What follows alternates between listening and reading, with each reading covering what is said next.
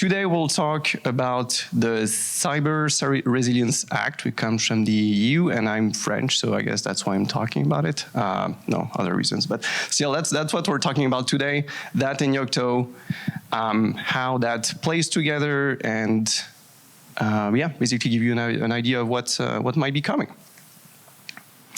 So a quick overview. We used to be named Adrien Embedded a long time ago. Now we're Witekio. That was a rebranding maybe like 5-6 years ago, and we're part of Avnet. Our core expertise is embedded devices. So very low level, that's kind of our historical background, up to embedded application connectivity. And my name is Adrien. I'm a solution director in our Bellevue office, so just close by. It's pretty cool. I didn't have to travel. I was lucky enough. And basically helping our customer on the embedded device, so OEMs, device makers, build their solution, mostly based on Yocto, designing the overall architecture, and then helping them implement that. All right, so we're jumping directly into security. There's a small disclaimer, I am not a security engineer. That's my take on it. We have people who helped actually with some of the content. I'm personally not. That being said, if we look a bit at the map of what happened from a security standpoint in the US the last years, 2020, we had zero trust, and just like a very short summary.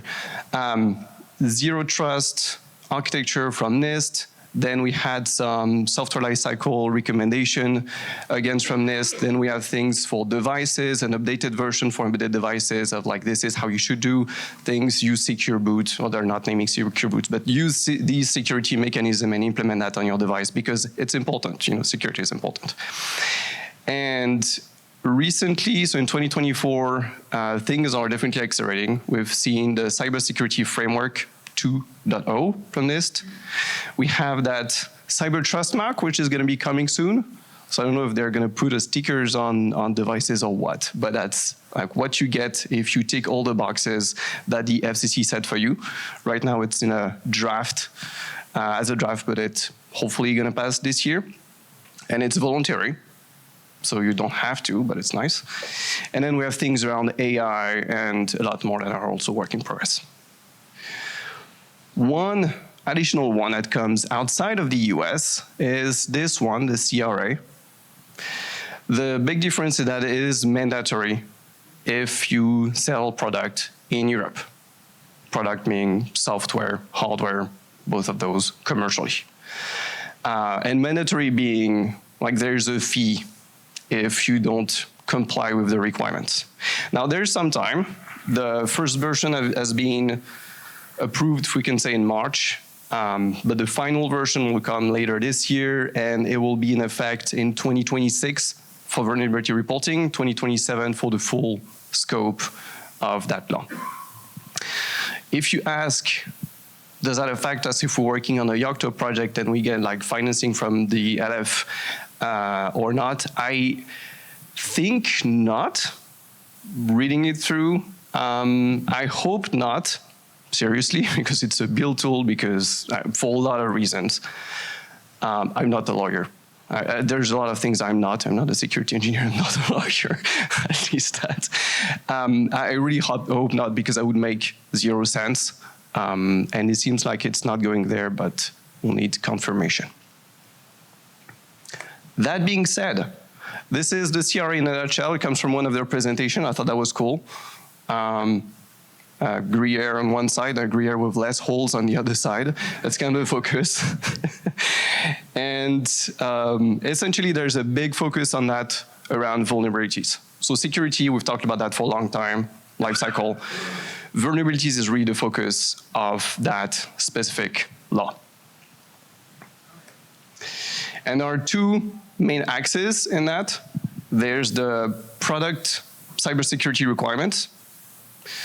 So secure design, doing a risk analysis, threat model, having identities for your devices, things of that nature. And there is the process for handling vulnerabilities. So monitoring them, reporting them, fixing them, and all things that go around that. Interestingly, one of the limit of that what I mentioned is that this should be done for 5 years, or the lifetime of the product, whichever is shorter, which I was surprised, but apparently if you create a medical device and it's out in the field for 15 years, you can only maintain it for 5 years, and that's okay. Sure, okay, I guess that's fine.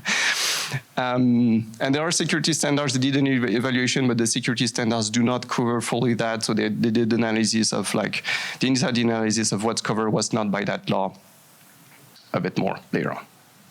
Okay, that being, oh yeah, I forgot I had one. Yes, it was a thing, right? So I think you heard about that. Maybe a lot, maybe just a little, but here's one. So your device might be at risk if you're making a device, or if you're a maintainer. Well, and that's one of the dependency. That's a problem. So how do I know if I'm affected, I guess is the first question. Well, the good thing is there are tools. It's fairly easy. It all starts with the SBOM, the software bill of material, which is basically, as you might know, all the packages, the dependency of, if we're talking Yocto, your Yocto image. So based on all the version, based on all the package and the patches, what's in there, and from there you can derive information. The main one that's also part of the Linux Foundation is SPDX. I don't know if there's a way that people, SPDX, no, people say it differently. SPDX, that's fine, yeah. Which is supported by Yocto. As far as I know, it's the version 2.2 which is used in Yocto. The 2.3 is the last one, and 3.0 is pretty exciting and coming soon because it has profiles around like the full supply chain, your build environment, how was it built. So we're talking about reproducibility and things of nature. That's a great tool for that. I know that Kate also had, well, multiple people had talked about SPDX and the impact of that. The result, or what it looks like, is something like this, where you have removing a ton of information, but essentially the package, the license that you have in there, which is also important for other reasons, but the license, the hash computed on the code and a recipe, the version, that's kind of the main information to know if you're affected or not by a vulnerability. And the way to get that is you just inherit, create SPDX, and then you get nice SBOM at the end in the SPDX format. The next one is, okay, that gives you your software bill of material. How do I manage vulnerabilities from there? That's definitely the output, the input, sorry, the software bill of material. CV check is the tool that is included in Yocto to help you with that. Part of this full cycle when you manage vulnerability is to, one, know what's in there, and that's kind of that point in the middle. Two, to look at your image and to say, okay, do these actually apply? Because you're going to get a bunch, let's say, of false positives that will not apply to your image. So you need to basically go through those, see if they apply, see how bad they apply your system or not. So essentially doing a manual assessment of that content, applying the patch that need to be applied, retesting your image, storing the archive, etc., etc. So that's kind of your whole cycle, and it's just like work that security engineers do, or just people who work on that, to actually get things done at the end. So CV check is helping a lot. SPDX is part of that. Then there's still some manual work to do. To use it, pretty simple. It comes from CV check from that specific BB class, so you can inherit it in your overall, for your overall image. You can run it on a specific recipe. So if that example here, if my mouse is visible here. Here we're running the tool specifically for the XAUTL package.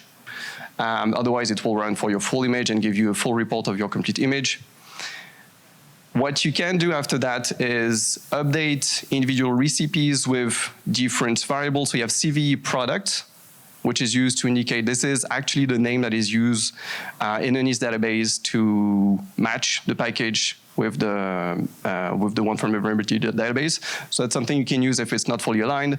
The CV version is same for the version, otherwise it comes directly from your recipe, and then status is used to annotate that. And you have different statuses that you can use. That's a very short list of the statuses that are already present that you can customize in Yocto. So that's a quick example of from the configuration to the recipe or the configuration to the end. For, oops, where's the mouse again? You have that file that lists all your statuses and what that matches to. For example, not applicable is just like ignored. For specific vulnerabilities, you can annotate them. You can add a reason in front of that, which is going to be passed. So that tag is going to be passed, that reason is going to be passed, and all of that is going to be in the result of your CVE. So if you look at that yellow, green, and cyan color, I know my colors, I guess. Is that right? Yes. You should find the same one on the CVE check report at the end. So basically tracked from your annotation to your CVE report, which is something you can store or use or share internally. Some of the limitation that I know of, and there are a lot of people who are smart here, so if there's anything that is not correct, let me know. I don't know everything. Some of the one that we saw is the configuration of the package are not used. That has a main impact for the kernel. So if you're, for example, not using Bluetooth, you're going to get vulnerabilities for all the Bluetooth stack, even though it doesn't apply to you. You can just ignore them, but that could be one area of improvement. The CV patches, when you patch things, have to be files because that's how CV check is going to be passing the CV and see if you patch them or not. And the third one is you kind of have to annotate that manually in the recipes. You can consolidate that actually in a single file, so that's not too bad. And you have one example, one base that you can use, which is this file in Yocto. All right, I'll close that quick parenthesis about CVEs. Beyond vulnerabilities, to me, being production ready means that you have something that is supported long-term, that is secure, that is scalable/reusable, lean, and then we talked about reproducible, of course, observables about the logging, being able to be updated, etc. What that means for XA utils, for example, is if you have a supported long-term version, one, you get a fix for it. It was mentioned, if it's not a supported version, you're not going to get a fix for it, and then you don't want to be in that position. Secure meaning you already mitigated it, so it's not going to be as bad an impact on the overall product. The third one means you fix it once and you don't fix it for 3 products or 10, 20. If you have multiple ones, so you have a reusable platform. And if you build a lean image, so you don't include everything by default, but just the core of what you need and customize your kernel and everything, you don't even have it in the first place. So you don't even have that vulnerability. So you're good. Thank you. And the other 3 one, I'm not going to dive in. So same to echo what was said during the panel, look at the long-term versions, plan your software strategy, plan your upgrade so that you don't get caught off guard. And then of course there's like budget involved and making sure you can do it. But this is, unless that changes, this is like what you can do to make sure you're ahead of the curve and you're not lagging and you still have those patches available, patches, update features, and all of that. So monitoring the CVEs, doing regular updates, yearly kernel upgrade on a major version, and Yocto LTS, for example, in that case, every 2 years. What's the name of the next LTS, by the way? Yeah. Then we can look at the security part, and there are a lot of attack vectors. So when you're looking at the design of your product, you need to make sure it's designed properly. So authentication, making sure there's no debug tools. I'm not sure it's even designed, but making sure your image contains only what it needs to be, that it's overall secure. During the implementation, making sure that you check the inputs, all the best practices. And then people are going to try to attack that from a software standpoint and from a physical standpoint. So brute force, for example, on one side, or just like unscrewing your device and trying to hack into it. So there's a lot of things there. All of those are surface attack points to your device.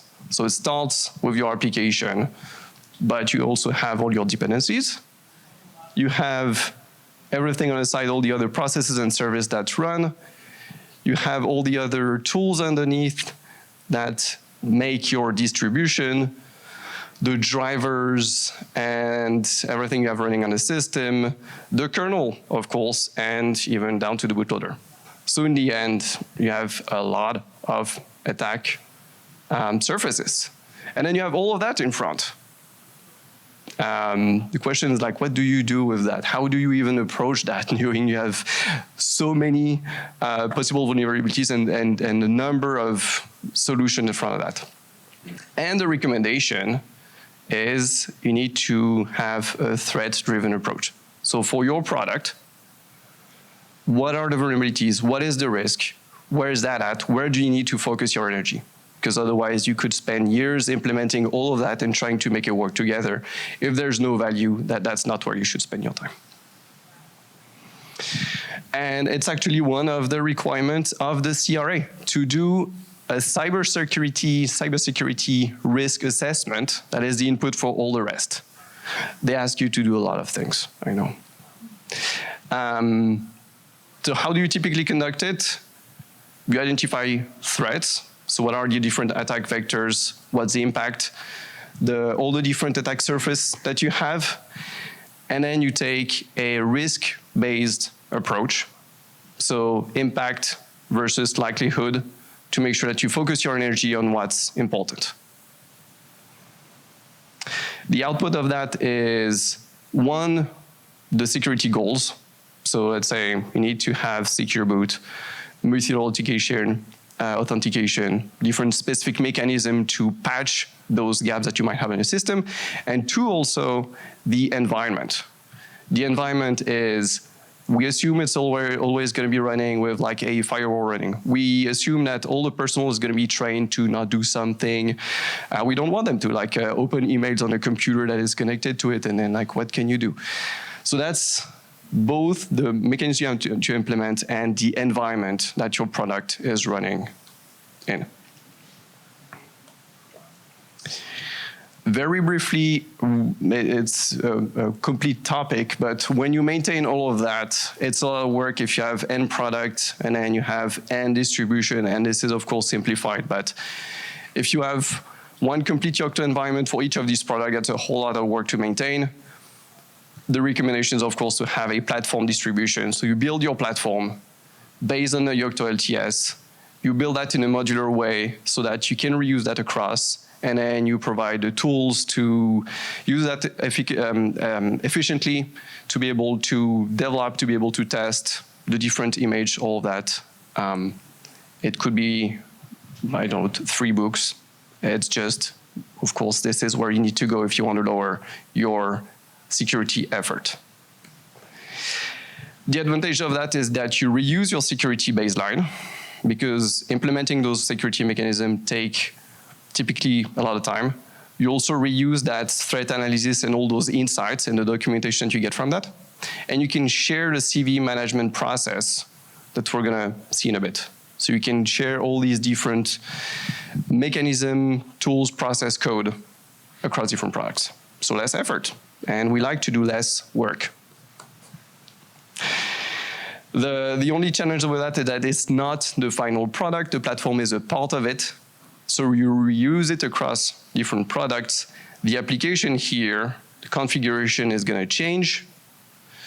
So you provide a baseline for security, but you want also flexibility for your users. So really what you're providing overall when you're doing platforming approach is defense in depth. Your platforms provide a set of mechanisms. Your product itself should also have the right approach to secure your device.